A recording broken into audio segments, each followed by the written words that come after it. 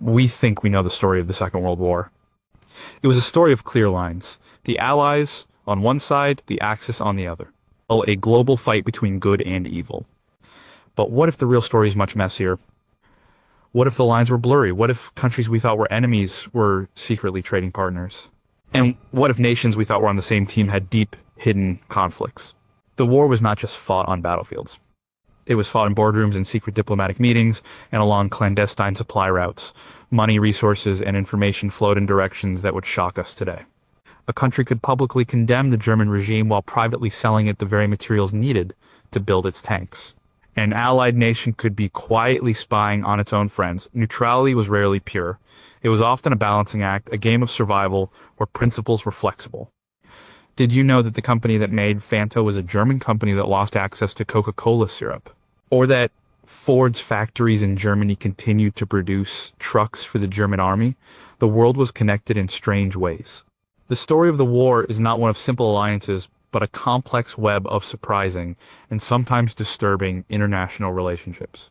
What happens when a neutral nation holds the key to a superpower's war machine? And how did a meeting on a warship in the middle of the conflict set the stage for the next 70 years of global politics?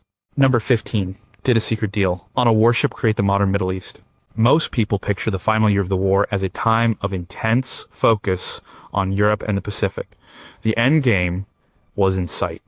But on February 14th, 1945, a very different kind of meeting took place, one that had little to do with the fighting at hand. It was a meeting that would shape the world for the rest of the 20th century and beyond. The American President Franklin D. Roosevelt was on his way home from the Yalta Conference. He was tired and unwell, but he made a crucial detour. He anchored his cruiser, the USS Quincy, in the Great Bitter Lake of the Suez Canal. There he welcomed aboard a guest King Abdulaziz ibn Saud, the founder and first monarch of Saudi Arabia. This was a meeting of two worlds. Roosevelt, the leader of a modern industrial democracy. Ibn Saud, an aging desert warrior who had united the tribes of the Arabian Peninsula to form his kingdom just 13 years earlier. The king had never been on a warship before. He brought with him an entourage that included his royal astrologer, his food tasters, and a flock of sheep to be ritually slaughtered for meals. The American sailors watched in amazement, but this was no mere courtesy call. It was a calculated act of statecraft. The United States had a problem. It was an oil-guzzling nation, and its own domestic reserves were being heavily depleted by the war effort. Geologists knew that underneath the sands of Saudi Arabia lay the largest, most accessible oil reserves on the planet. And a 1938 discovery by the American company, SoCal, now Chevron, had confirmed this. The Americans needed to secure long-term access to that oil. King Ibn Saud had his own problems. His kingdom was vast, but poor. Its main income came from pilgrims visiting the holy cities of Mecca and Medina, a revenue stream that had dried up during the war. He needed money and security to consolidate his new kingdom and ensure its survival in a dangerous neighborhood. The meeting on the USS Quincy forged an unwritten pact. It became known as the Quincy Agreement. The terms were simple and direct.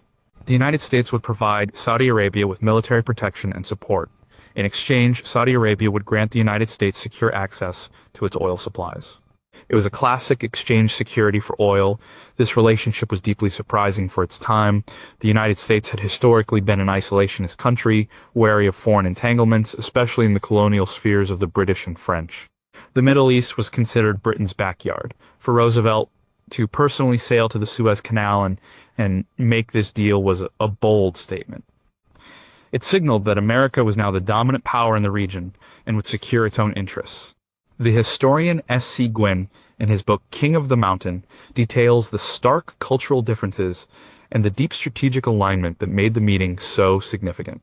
The deal was not a formal treaty passed by Congress. It was a personal understanding between two leaders that became the bedrock of American foreign policy.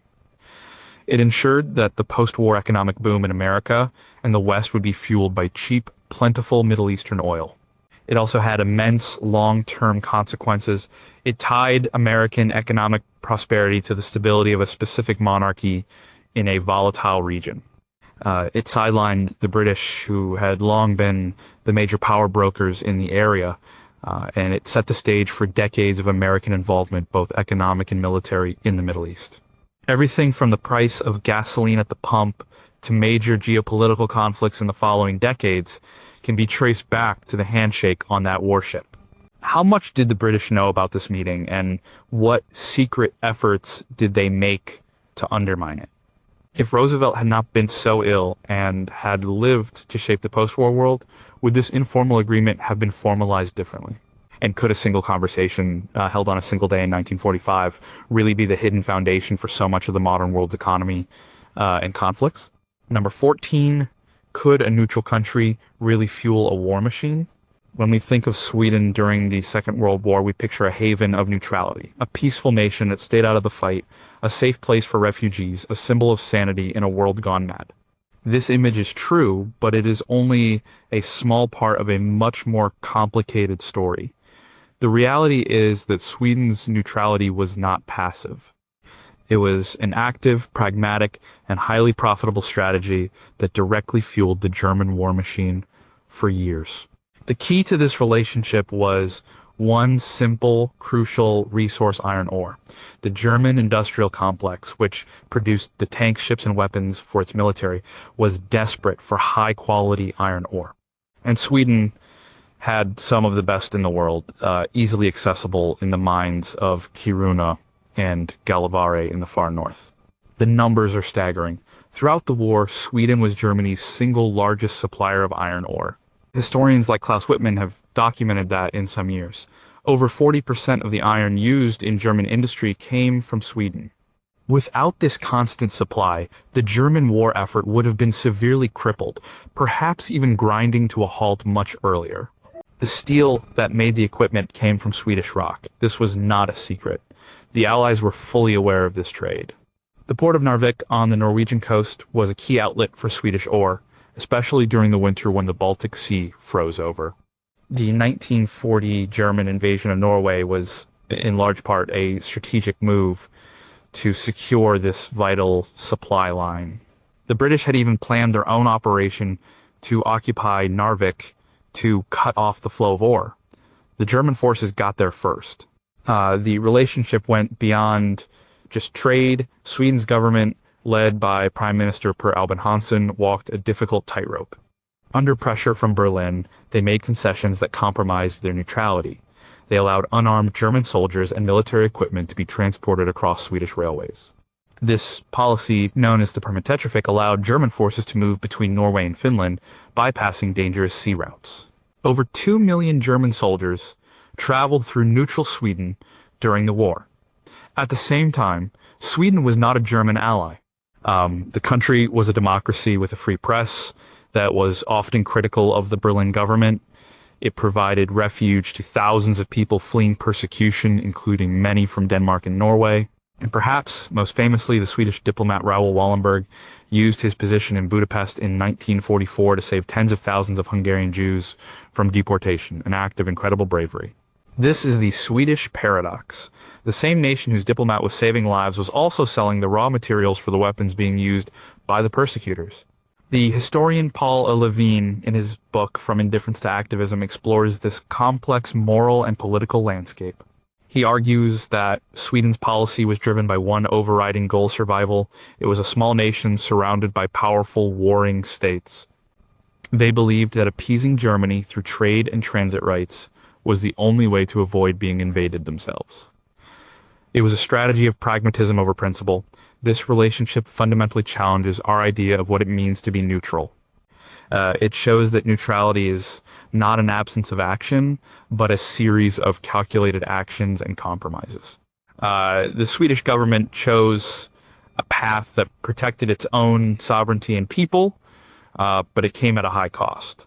It prolonged the war by keeping one of its main belligerents well supplied.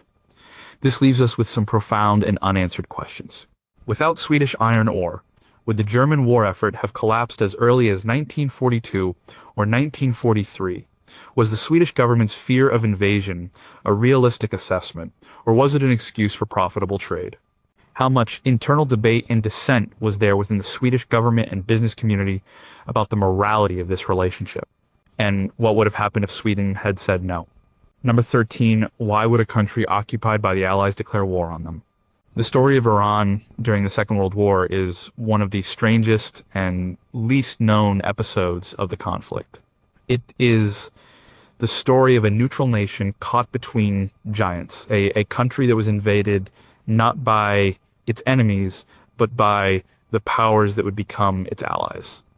It is a story of forced cooperation that left a legacy of mistrust that lasts to this day. In 1941, Iran was officially a neutral country, and its leader, Reza Shah Pahlavi, had been trying to modernize the nation and balance the influence of the traditional regional powers, Britain and Russia. He had courted a third power, Germany, as a partner in development. German engineers and technicians were common in Iran, helping to build railways and factories. There was a degree of sympathy for the German government in Tehran, seen as a counterweight to British and Soviet ambitions. But Iran's geography was its destiny. The country shared a long border with the Soviet Union to the north. To the south, it had access to the Persian Gulf, and beneath its soil lay vast reserves of oil controlled by the British-owned Anglo-Iranian Oil Company. In June 1941, the German government launched its massive invasion of the Soviet Union. The Soviets were reeling, and the Allies were desperate to get them supplies. The sea routes through the Arctic were perilous and targeted by German U-boats. They needed another way. They looked at a map and saw Iran. It was the perfect land bridge, a Persian corridor through which trucks, tanks, and supplies could be sent from the Persian Gulf up to the Soviet border. The Allies had another concern. They feared that the large German presence in Iran could lead to a pro-German coup, which would threaten the British oil fields and cut off this potential supply route. So in August 1941, they made a decision. Britain and the Soviet Union launched a joint, full-scale invasion of neutral Iran. The invasion was swift and overwhelming. The small Iranian army stood little chance and was defeated in a matter of days. Reza Shah was forced to abdicate his throne in favor of his young son, Mohammad Reza Pahlavi. The British and Soviets effectively took control of the country. They seized the railways, controlled the ports, and managed the oil fields. This put Iran in a bizarre position. It was now an occupied country, but it was occupied by the Allied powers. The Persian corridor became a vital lifeline for the Soviet war effort. Over 5 million tons of supplies flowed through Iran to the Usr, a contribution that was crucial in helping the Red Army push back the German invasion. American soldiers, mostly from the Army Corps of Engineers, soon arrived to help manage and expand the logistical network. For a time, Tehran was a strange crossroads of the war, teeming with British, American, and Soviet soldiers, all on technically friendly but occupied soil. The Iranian government had no choice but to cooperate. In 1943, they were pressured into formally declaring war on Germany. This is one of the great ironies of the conflict. A nation that had been invaded and occupied by the Allies was then forced to join the Allied cause. The historian Ervan Abrahamian has written extensively on this period, highlighting the deep resentment the occupation created among the Iranian people. The presence of foreign troops led to food shortages, inflation, and a loss of national sovereignty. This experience of being used as a pawn in a great power conflict left a deep scar on the Iranian national psyche. It fueled a rise in nationalism and a profound suspicion of foreign powers, particularly Britain, the US, and Russia, that would shape the country's politics for the rest of the century, including the 1979 revolution. The Anglo-Soviet invasion of Iran was a stark example of might makes right, where the strategic needs of the war effort overrode the sovereignty of a neutral nation. It was a relationship forged not by choice, but by force. This strange chapter leaves us with troubling questions. Was the threat of a pro-German coup in Iran a genuine danger, or was it a convenient pretext for an invasion to secure oil and supply lines? Could the Allies have secured the Persian corridor through diplomacy rather than force?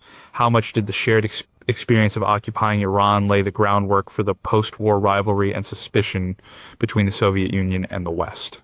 And to what extent is the deep-seated mistrust of the West in modern-day Iran a direct result of the events of August 1941?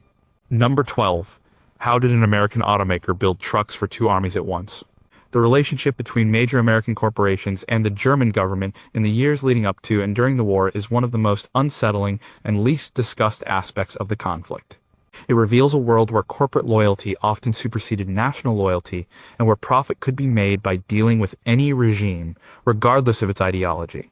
The story of the Ford Motor Company and its German subsidiary, Ford Worke, is a prime example. Henry Ford was a complex figure. He was an industrial genius who revolutionized manufacturing with the assembly line. He was also known for holding deeply troubling political and social views. In the 1920s and 30s, his company expanded aggressively into the global market, establishing subsidiaries in many countries, including Germany. Ford Work was established in Cologne in 1931. As the new government rose to power in Germany in 1933, most American businesses became wary. But Ford deepened its investment. In 1938, Henry Ford himself was awarded the Grand Cross of the German Eagle, the highest honor the German regime could bestow on a foreigner. When the war began in Europe in 1939, Ford Worke, like all German industry, was integrated into the war economy. The factory in Cologne stopped making civilian cars and started producing military trucks and engines. These trucks were essential for the German army's mobility, used to transport troops and supplies across Europe. Here is where the relationship becomes truly surprising. Ford Worke was a subsidiary of the Ford Motor Company in Dearborn, Michigan. Throughout the war, the American parent company maintained a controlling financial stake in its German operation. This meant that an iconic American company was, through its subsidiary, manufacturing military equipment for a power that the United States would soon be at war with. The historian Edwin Black, in his book IBM and the Holocaust, explores the broader theme of corporate complicity, and the work of other researchers like David Lanier has focused specifically on Ford. They document how the lines of communication between Dearborn and Cologne, while strained, were not entirely severed. The American management was aware that their German factories were producing for the German military. At the same time, back in the United States, Ford was a pillar of the arsenal of democracy. The massive Willow Run plant in Michigan was built to churn out B-24 Liberator bombers for the U.S. Army Air Forces. And Henry Ford's company was producing planes to fight a war, while its subsidiary in Germany was producing trucks for the other side. Ford was, in effect, arming both sides of the conflict. The argument made by the company after the war was one of powerlessness. They claimed that once the war started, they lost effective control of their German subsidiary, and that Ford Worke was run by German managers under the direction of the Berlin government. They argued they had no choice in the matter. However, critics point out that Ford and other corporations like General Motors with its Opel subsidiary had profited handsomely from the German rearmament program throughout the 1930s. They had helped build up the industrial capacity that made the German war effort possible. After the war, Ford even sought and received compensation from the U.S. government for damages to its German factories caused by Allied bombing. This story forces us to question the nature of multinational corporations. Are they truly national entities, or are they transnational powers with their own interests, separate from the countries where they are headquartered? The case of Ford Work suggests that for some, business interests could be separated from national allegiance. This leads to some deeply uncomfortable questions. How much control did the American leadership of Ford really have over Ford Worke after 1941? Did profits from the German subsidiary indirectly flow back to the American parent company during the war? Was the decision to build trucks for the German army a forced necessity, or was it a continuation of a profitable business relationship? And how many other well-known Western companies have a similar unexamined history of collaboration and complicity in their past? Number 11, could a small group of pilots from Mexico change the war in the Pacific? The story of Allied cooperation in the Second World War is usually dominated by the big players, the United States, Great Britain, and the Soviet Union. We rarely hear about the contributions from Latin America, but one of the most surprising and unique international relationships of the war was forged between the United States and Mexico, culminating in an elite group of Mexican pilots fighting against the Japanese in the Philippines. Initially, Mexico, like most of Latin America, was officially neutral. However, the relationship between Mexico and the U.S. had been warming under President Roosevelt's good neighbor policy.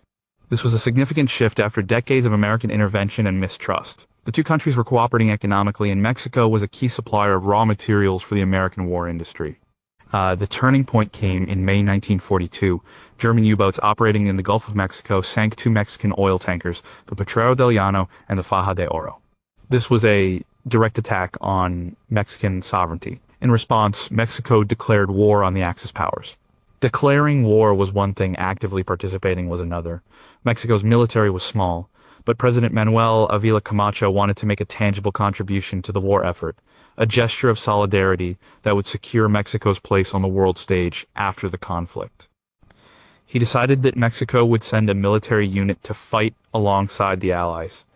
After much deliberation, it was decided to form an elite air squadron.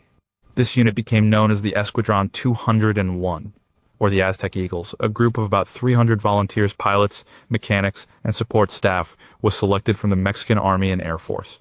They were sent to the United States for training. This was the beginning of a remarkable partnership. The Mexican pilots were trained at air bases in Texas and Idaho.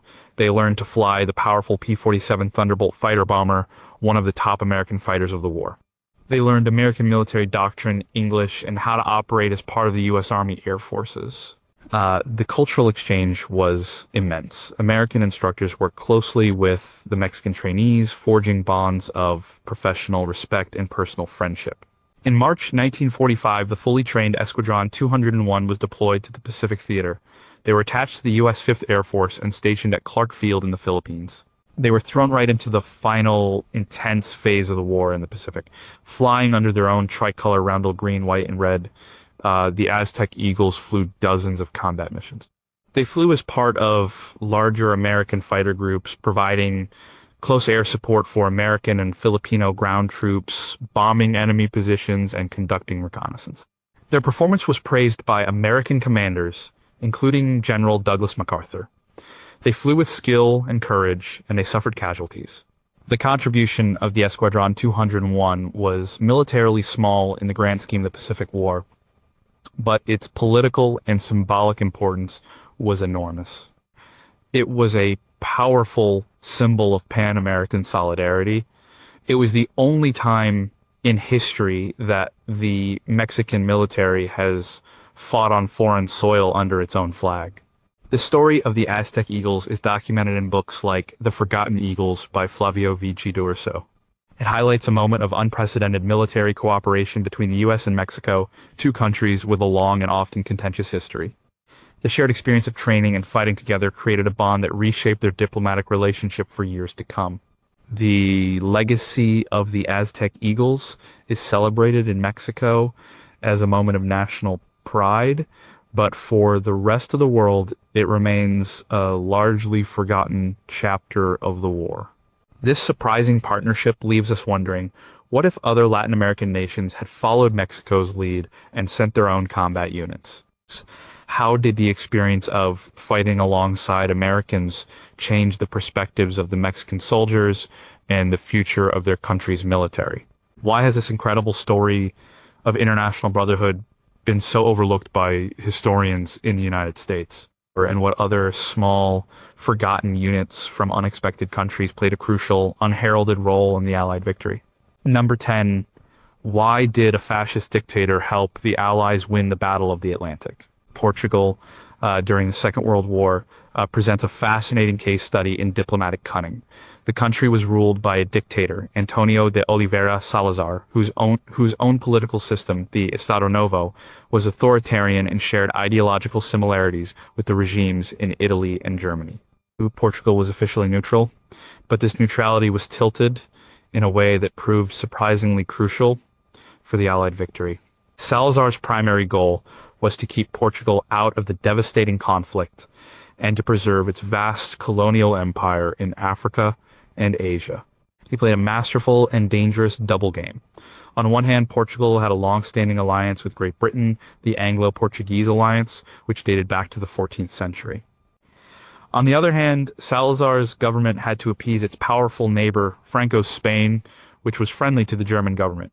The key to Portugal's strategic importance was a simple resource, tungsten. Tungsten is a rare metal essential for hardening steel, used in armor-piercing shells and machine tools. Portugal was one of the world's leading producers. Throughout the war, Salazar sold tungsten to both sides. He sold it to the British, and he sold it to the Germans. The Germans paid exorbitant prices, often in gold, providing a massive financial windfall for the Portuguese state. This trade was a source of constant diplomatic friction, with the Allies pressuring Salazar to stop selling to Germany, and the Germans pressuring him to continue. Salazar skillfully used this leverage, playing one side off the other. But the most surprising part of Portugal's story lies not on the European continent, but in the middle of the Atlantic Ocean. The Azores, a group of islands, are Portuguese territory. Their location makes them a perfect staging post for controlling the Atlantic. For the first few years of the war, the Battle of the Atlantic was going badly for the Allies. German U-boats were sinking merchant ships faster than they could be replaced, threatening to starve Britain into submission. The Allies desperately needed air bases in the mid-Atlantic to provide air cover for their convoys and to hunt U-boats in the Atlantic Gap, which was out of reach of land-based aircraft. The Azores were the perfect solution. In 1943, with the tide of the war turning, the British decided to invoke their ancient alliance with Portugal. After intense and secret negotiations, Salazar agreed. He granted the Allies permission to build and use air and naval bases on the island of Terceira in the Azores. This was a monumental decision. It meant that a technically neutral country, led by an authoritarian ruler, was actively helping the Allied war effort. The impact was immediate and dramatic. The new base, Lajas Field, allowed long-range Allied patrol bombers to cover the mid-Atlantic. They could spot U-boats, guide convoys, and rescue sailors from sunken ships. Historians of the Battle of the Atlantic, such as Mark Milner, credit the opening of the Azores bases as one of the key turning points in the war against the U-boats. It helped close the Atlantic Gap and ensure the vital flow of supplies and soldiers from America to Britain. Salazar's decision was a calculated risk. By siding so openly with the Allies, he risked a German invasion through Spain. But he had read the currents of the war correctly. He saw that the momentum had shifted and that aligning with the eventual victors was the best way to secure his regime and Portugal's future. He continued to sell tungsten to Germany for almost another year, maintaining a thin veneer of neutrality. But the deal for the Azores was a clear choice. The story of Salazar's Portugal shows that international relationships during the war were not always based on ideology. They were often based on pure, calculated self-interest. Salazar was no Democrat, but his pragmatic decision to lease the Azores bases to the Allies was a significant contribution to their victory. This leaves us with several intriguing questions. How close did Germany and Spain come to launching a preemptive invasion of Portugal to seize the Azores themselves? What secret assurances did Churchill and Roosevelt give Salazar in exchange for the bases? Was Salazar's decision purely pragmatic, or did the centuries-old alliance with Britain play a genuine role in his thinking? And if Portugal had refused to grant access to the Azores, could the Battle of the Atlantic have been lost? Number 9, what if your biggest enemy was also your best military advisor? Before the Second World War exploded into a global conflict, the world was a chessboard of shifting alliances. Nowhere was this more apparent than in the strange and ultimately doomed relationship between the Republic of China and the German government.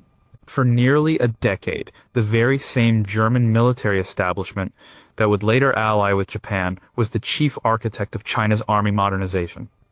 In the late 1920s and 1930s, China was a divided nation, struggling with internal conflicts and the growing threat of Japanese expansion.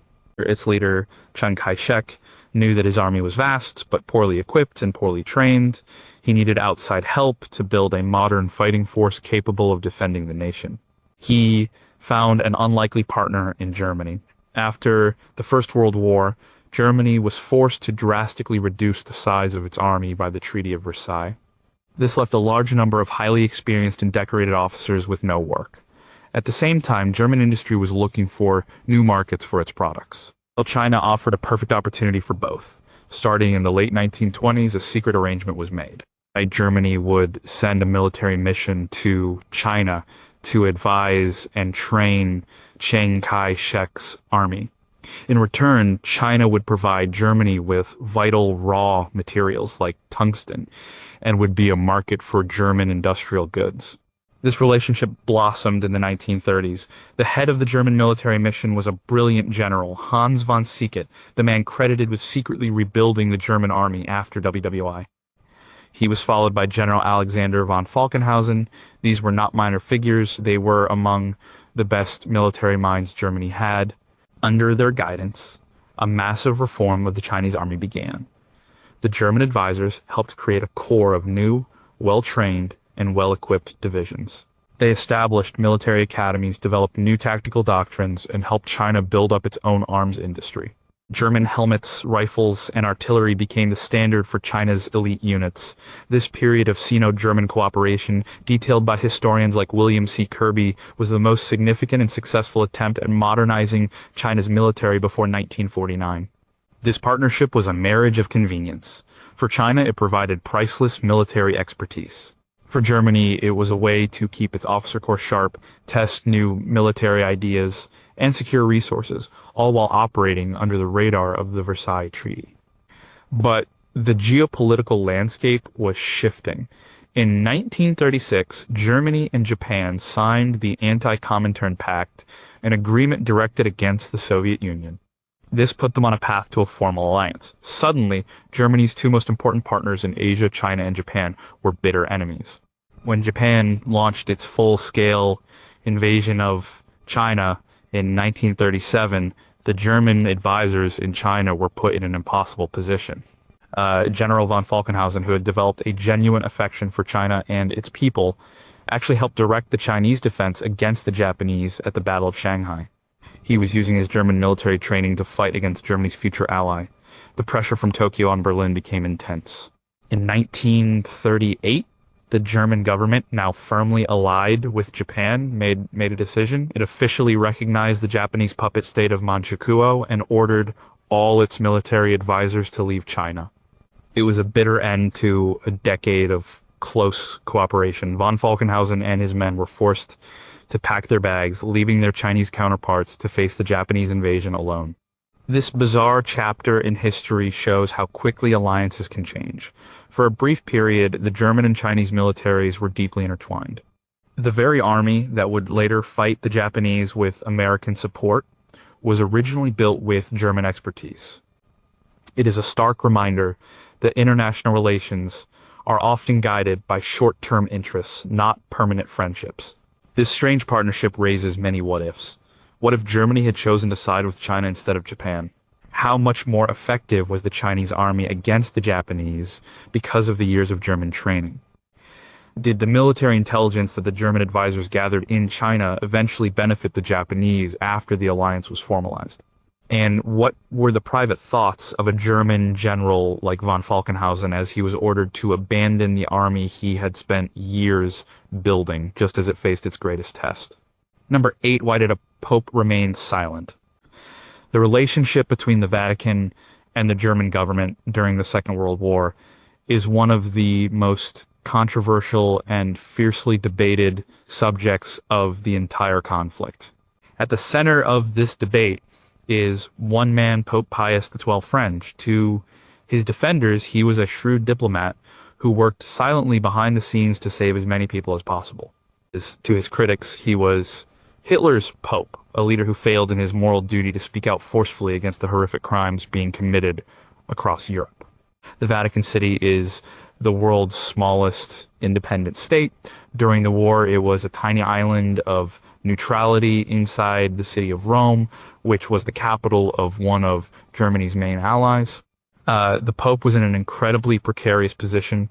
The Vatican was a hub of diplomacy and espionage, with diplomats from both the Allied and Axis powers living and working within its walls. Eugenio Pacelli was elected Pope in March 1939, just months before the war began, taking the name Pius XXVIII. He had been the papal nuncio, the equivalent of an ambassador in Germany, for many years before becoming a cardinal.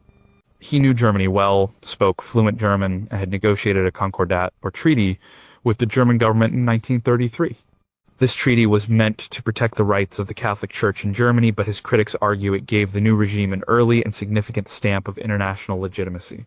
When the war broke out and the atrocities began, the world waited for the Pope to speak. The moral leader of hundreds of millions of Catholics was expected to issue a clear and unequivocal condemnation of the regime's actions, particularly its persecution of minorities.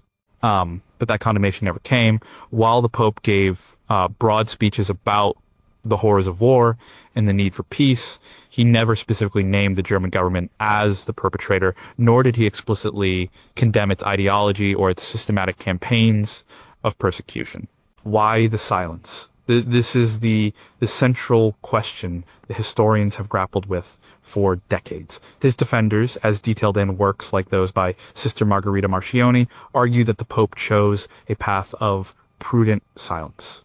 They claim that a direct public condemnation would have been counterproductive. It would have enraged the German leadership, leading to even harsher reprisals against Catholics and other victims in occupied territories. They point to what happened in the Netherlands, where a strong statement by Dutch bishops was followed by a wave of arrests. Instead, they argue the Pope worked behind the scenes. He used the Vatican's diplomatic networks and religious houses, convents, monasteries, and churches across Europe to hide and protect thousands of people. There are many documented cases of this happening, particularly in Rome after the German occupation in 1943. The Vatican itself sheltered hundreds of refugees within its walls. His critics, however, paint a very different picture. In books like John Cornwell's Hitler's Pope, they argue that Pius XX's silence was a moral failure. They suggest his primary concern was the institutional preservation of the Church and the defeat of communism, which he saw as a greater threat than the German regime. They argue that his background as a diplomat made him overly cautious, unable to see that this was not a time for diplomacy, but for a clear moral stand. A public denunciation from the Pope, they contend, might not have stopped the killing, but it would have had a powerful effect, letting the victims know they were not forgotten and making it harder for ordinary people to claim they did not know what was happening. The Vatican has recently opened its archives for this period, allowing scholars to study the internal documents for the first time. The research is ongoing, but it is unlikely to provide a simple answer. The documents reveal a complex picture of a pope receiving detailed information about the atrocities, struggling with how to respond, and being pulled in different directions by his advisors. The relationship was not one of friendship, but of a tense and ambiguous dance. The German government saw the Vatican as a potential source of opposition and spied on it constantly. The Vatican saw the regime as a brutal force that it had to navigate carefully to survive. This leaves us with some of the most profound moral questions of the war. Was Pius XX's silence a calculated, pragmatic choice that saved lives, or was it a catastrophic moral failure? Could a powerful public statement from the Pope have genuinely changed the course of events or inspired widespread resistance? How much was his decision-making influenced by a fear for the physical safety of the Vatican itself? And is it ever justifiable for a great moral leader to remain silent in the face of an unprecedented evil? Number 7, how did a nation of tango dancers become a safe haven? In Argentina's role in the Second World War is a story of deliberate distance, political maneuvering, and secret sympathies. For almost the entire war, while the rest of the hemisphere was aligning with the Allies, Argentina remained stubbornly neutral. This neutrality, however, was not impartial. It was a policy that provided a crucial economic lifeline to one side, and after the war, a safe haven for some of its most notorious figures. In the 1930s and 40s, Argentina was a prosperous nation with a strong economy. It also had a large population of German immigrants and a military and political elite that was deeply influenced by German military tradition. Many high-ranking officers and politicians were openly sympathetic to the governments in Berlin and Rome. They admired their authoritarianism and their anti-communist stance. When the war broke out, Argentina declared neutrality. This decision was driven by a mix of factors. There was a traditional policy of avoiding European conflicts, a desire to continue profitable trade with both sides, and the pro-Axis sentiment within the powerful military. This neutrality was a major headache for the United States. As the U.S. worked to build a united, pan-American front against the Axis, Argentina was the one major holdout. The country became a hotbed of espionage. British and American intelligence services worked to counter the activities of German agents who were using Argentina as a base to gather intelligence, spread propaganda, and disrupt Allied shipping in the South Atlantic. Economically, Argentina's neutrality was a huge benefit to the Axis. The country continued to supply Germany with vital goods like grain and beef, transported via Spanish and other neutral ships. This trade provided the German war economy with food and resources it desperately needed, especially in the early years of the war. The relationship became even more pronounced after a military coup in 1943 brought a group of nationalist colonels to power. One of the key figures in this coup was a man named Juan Perón. This new government was even more openly sympathetic to the Axis cause. As the war drew to a close in 1945 and a German defeat was inevitable, Argentina finally bowed to immense international pressure. In March 1945, just weeks before the end of the war in Europe, Argentina declared war on Germany and Japan. It was a purely symbolic gesture designed to secure a seat at the newly forming United Nations, but the real story of the relationship was just beginning. As the German government collapsed, many of its officials, engineers, and intelligence officers needed a place to escape. Argentina, under the leadership of Juan Perón, who would be elected president in 1946, became one of the primary destinations. The journalist and author Uki Goni, in his meticulously researched book The Real Odessa, has documented how the Perón government set up a network of escape routes, or rat lines. With the help of sympathetic figures in the Argentine government, the Catholic Church, and the intelligence services, thousands of former German and other European officials were provided with false identities and travel documents. They were smuggled out of Europe and given a new life in Argentina. This was not a passive acceptance of refugees. It was an active, state-sponsored operation. Perón saw these men not as criminals, but as valuable assets. He wanted their technical expertise and their anti-communist credentials to help build his new Argentina. This secret relationship after 1945 tainted Argentina's international reputation for decades. It showed that the country's wartime neutrality was, in fact, a deeply ideological stance. It was a choice to stand apart from the democracies and to quietly support, and later shelter, the figures of the authoritarian regimes it admired. The full extent of this network is still being uncovered, leaving us with chilling questions. How many high-ranking officials were able to escape justice through these Argentine rat lines? What role did Vatican officials play in helping to facilitate these escapes? How much classified technology in German capital was secretly transferred to Argentina in the final days of the war? And to what extent did this influx of expertise and ideology shape Argentina's political and military development during the Cold War? Number 6, could a country be an ally and an enemy at the same time? Finland's experience in the Second World War is unique and defies easy categorization. The Finns fought 2 separate wars, one against the Soviet Union and another, later on, against Germany. For 3 years, they fought on the same side as the German army, an arrangement they called co-belligerence.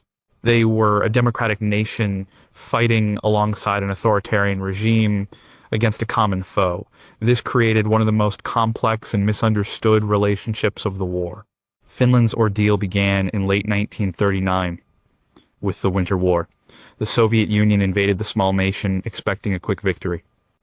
In a stunning display of courage and skill, the vastly outnumbered Finnish army held off the Red Army for months. They eventually had to sue for peace and cede territory, but they had preserved their independence. The experience left a deep scar and a powerful desire for revenge. When the German government began planning its invasion of the Soviet Union in 1941, they saw Finland as a natural ally. The Finns had a score to settle with the Soviets and controlled strategic territory near the city of Leningrad. The Finnish government, led by their national hero, Marshal Carl Gustaf Emil Mannerheim, agreed to cooperate. This was a pragmatic decision, not an ideological one. The Finns did not sign the Tripartite Pact and never considered themselves an Axis power. Their goal was singular: to reclaim the territory they had lost in the Winter War, and to ensure their national survival against the threat from the East. When the German invasion of the USSR began in June 1941, the Finnish army launched its own offensive. This was the start of what the Finns call the Continuation War. Finnish and German troops fought side by side on the northern front. Germany provided Finland with crucial military aid, food, and equipment. Without this support, Finland could not have sustained its war effort. But the limits of this alliance quickly became clear. The German high command wanted the Finns to push beyond their old borders and help in the assault on Leningrad. Mannerheim and the Finnish government refused. They maintained that their war was a separate one with limited objectives. They would not participate in a war of conquest. This refusal to fully commit to the German strategic goals was a constant source of tension between the two armies. Another remarkable aspect of this relationship was that Finland remained a functioning democracy throughout the war.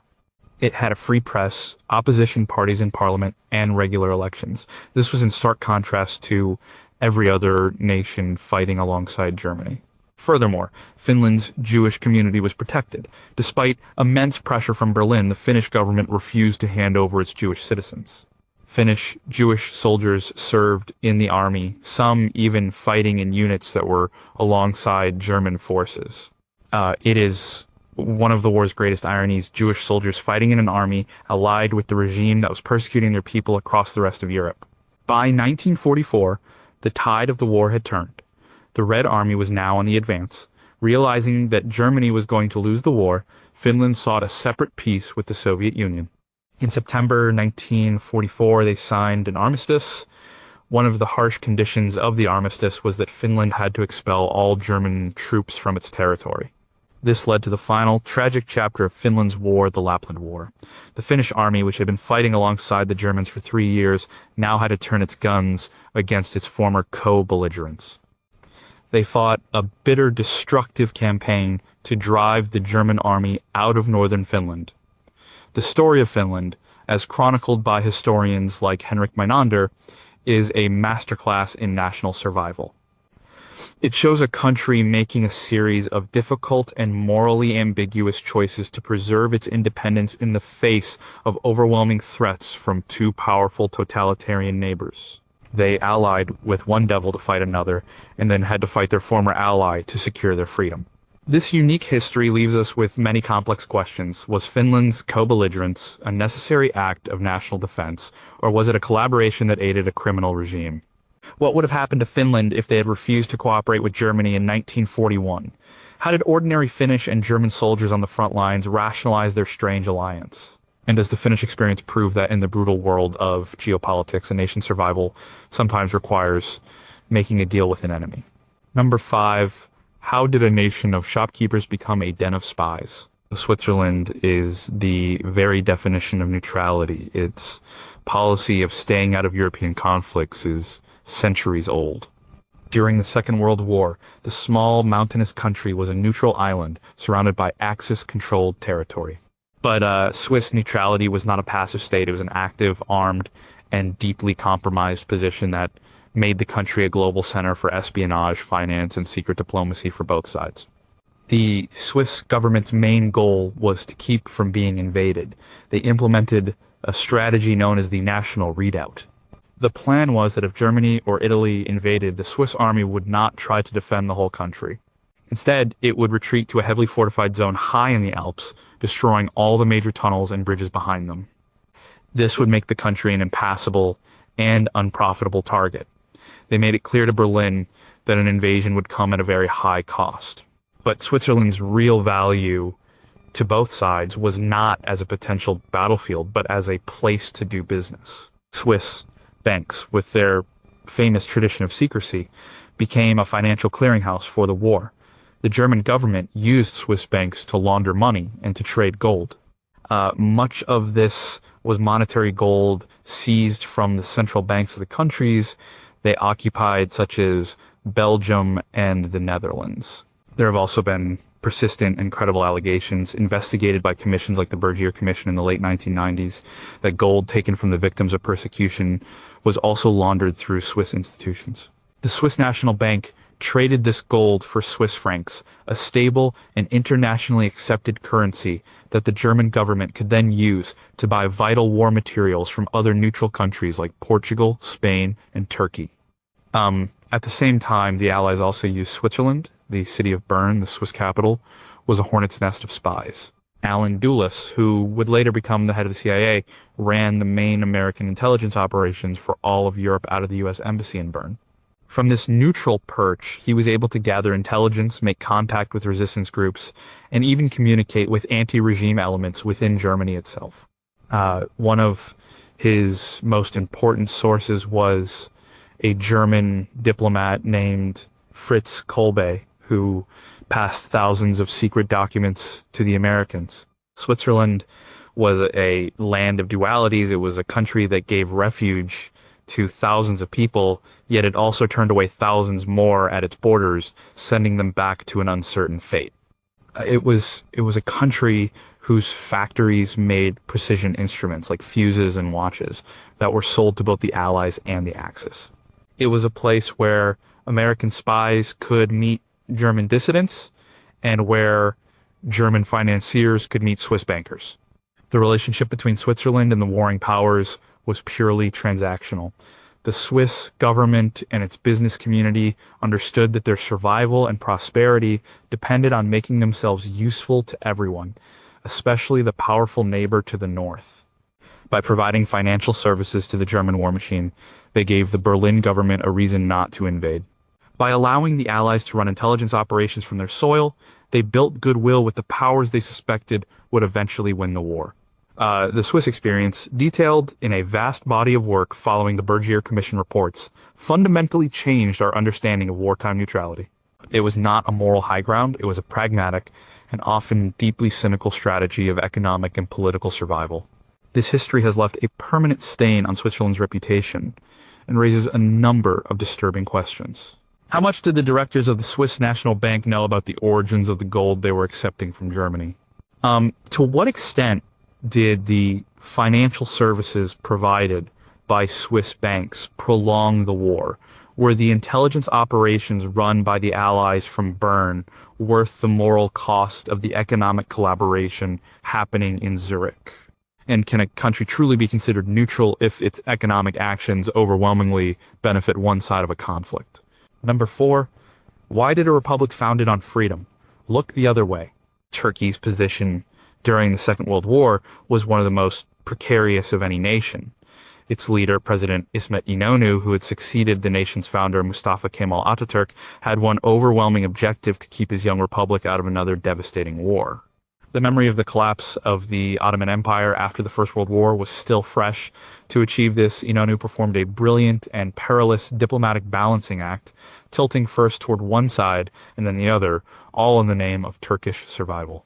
Turkey's geography made it strategically vital. It controlled the Bosphorus and Dardanelles Straits, the only sea passage between the Black Sea and the Mediterranean. It bordered Soviet territory in the Caucasus, Axis-occupied Greece and Bulgaria in the west, and the British-controlled Middle East to the south. Both the Allies and the Axis coveted Turkey as a partner. In the early years of the war, Turkey leaned towards the Allies. In 1939, it signed a mutual aid pact with Britain and France. But when France fell in 1940 and Britain stood alone, the Turks hesitated to enter the war. They saw the German army as invincible. This led to a surprising shift. In June 1941, just 4 days before Germany invaded the Soviet Union, Turkey signed a non-aggression and friendship pact with the German government. This was a diplomatic coup for Berlin. It secured Germany's southern flank and neutralized a potential threat. This pact was followed by a significant economic agreement. Turkey was a major producer of chromite, a mineral that is absolutely essential for making stainless steel, armor plate, and aircraft engines. The German war industry was desperate for chromite. Turkey agreed to supply it to them. For the next 2 years, Turkish chromite flowed to German factories, a vital component in the machinery of the German war effort.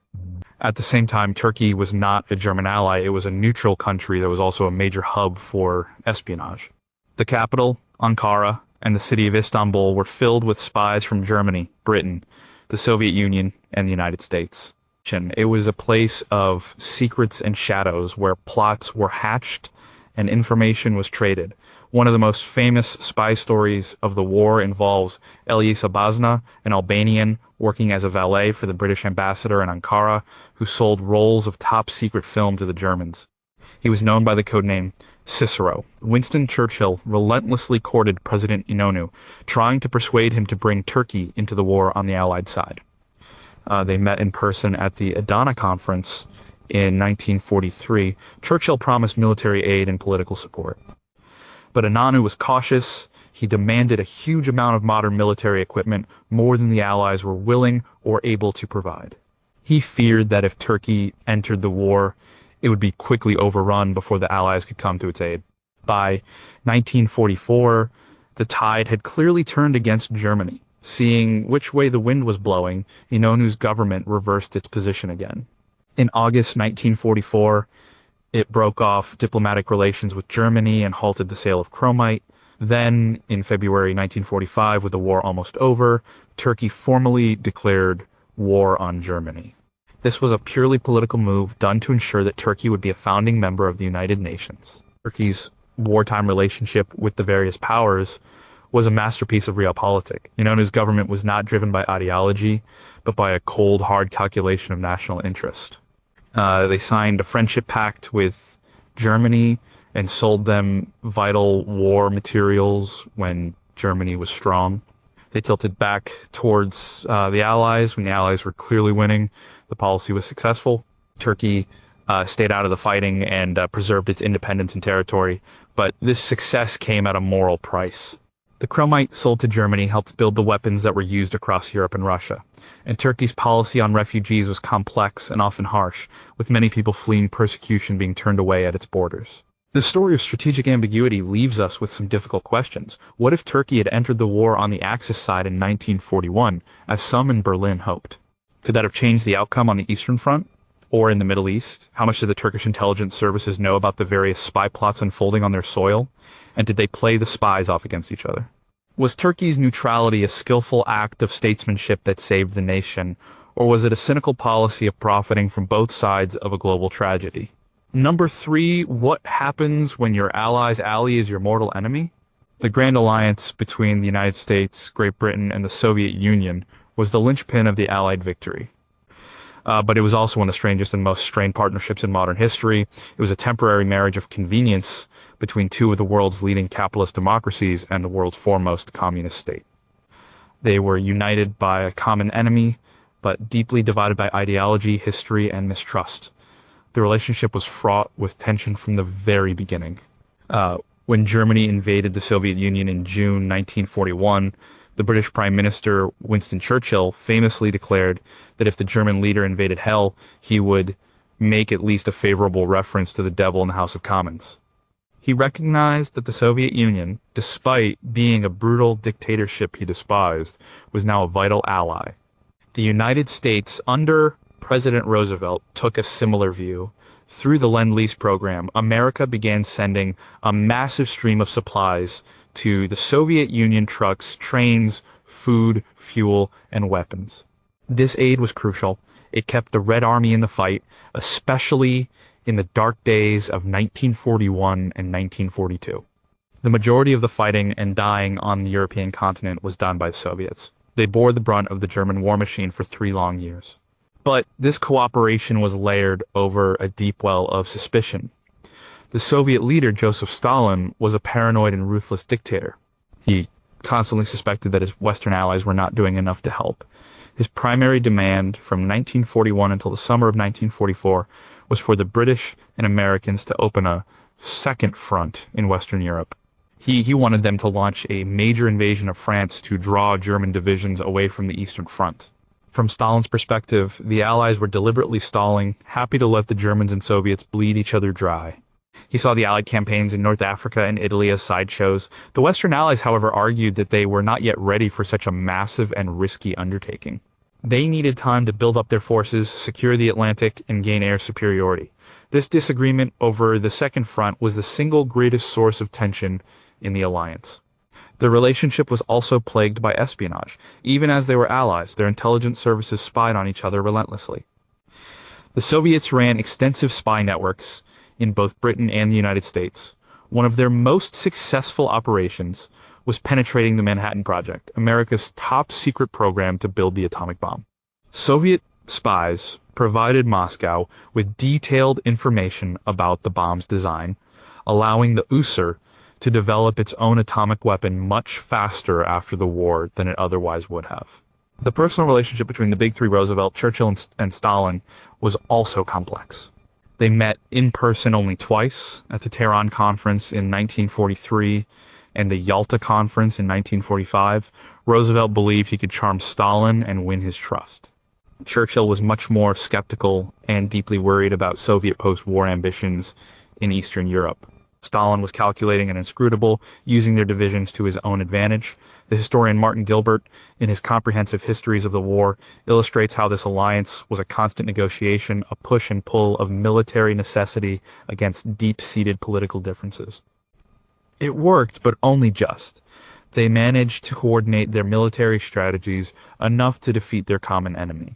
But as soon as that enemy was gone, the underlying ideological conflict, the Cold War, erupted almost immediately. The Grand Alliance is a stark example of the old proverb, "The enemy of my enemy is my friend."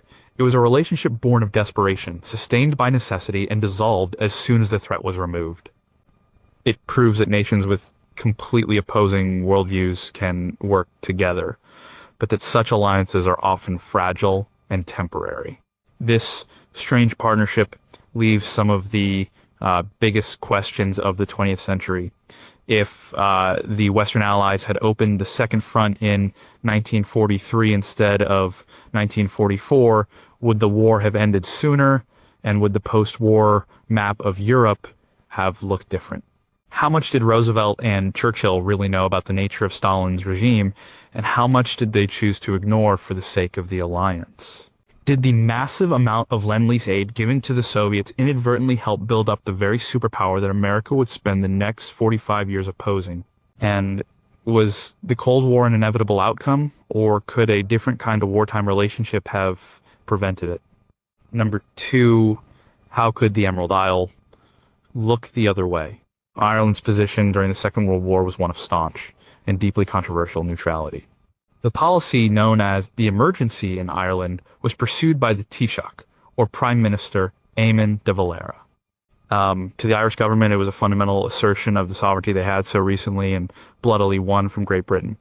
To the British and the Americans, it was a frustrating and at times dangerous policy that seemed to favor their enemies. The relationship between neutral Ireland and the warring powers, particularly Britain and Germany, was far more complex than official neutrality suggests.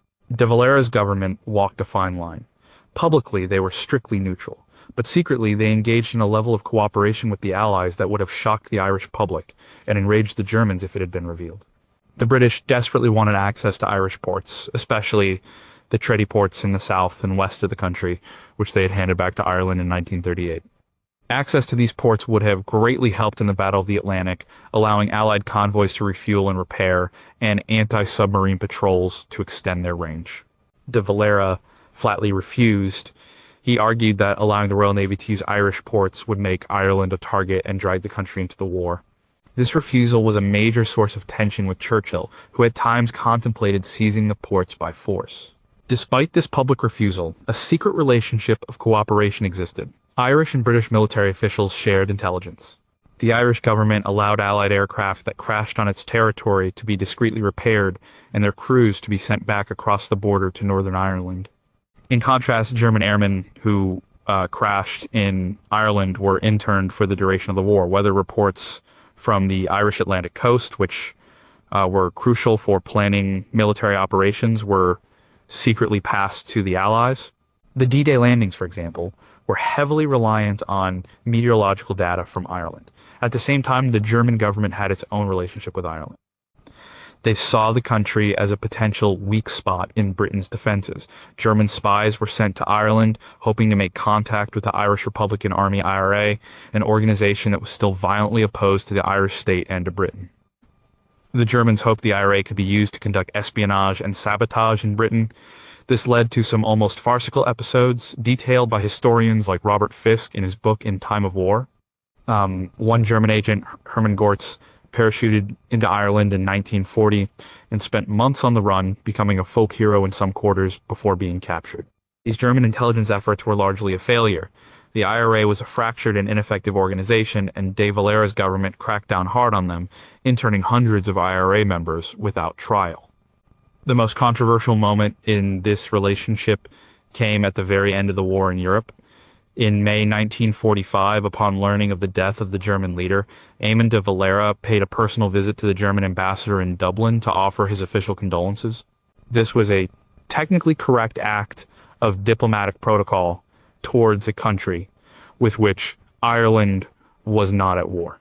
But coming at a time when the world was just beginning to learn the full scale of the regime's atrocities, it caused an international outcry.